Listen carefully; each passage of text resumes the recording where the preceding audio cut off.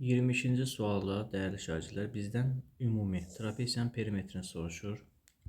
Baxaq ifadənin həllinə. Hipotenuz 13, 90 dərəcə verilib. Katet 5. Bu digər katet bizdən neçə eləyəcək?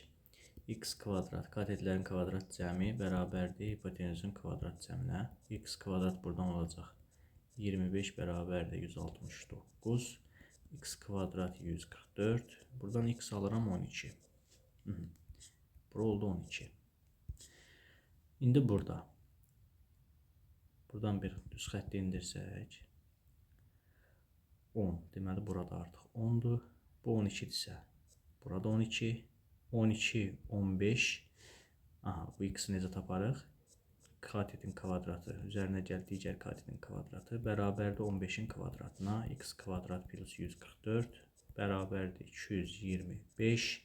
Buradan x kvadrat bərabərdir. Deməli 225'dən 144'ü çıxıram 81. X olur 9. Burada 9 imiş. Ümumi bu məsafə nə qədər eləyir? Deməli 24. Böyük oturacaq 24. Digər oturacaq 10. Digər tərəf 13, 15. Ümumiyyətlə trapesiyanın perimetrini deyirsə, trapesiyanın perimetri onun bütün tərəflərinin cəminə bərabərdir. Misal üçün bura olsun A, B, C, D. Düzdürmü? Buradan mesela perimetr bərabər olacaq. Hamısının cəmi A, B, C, D.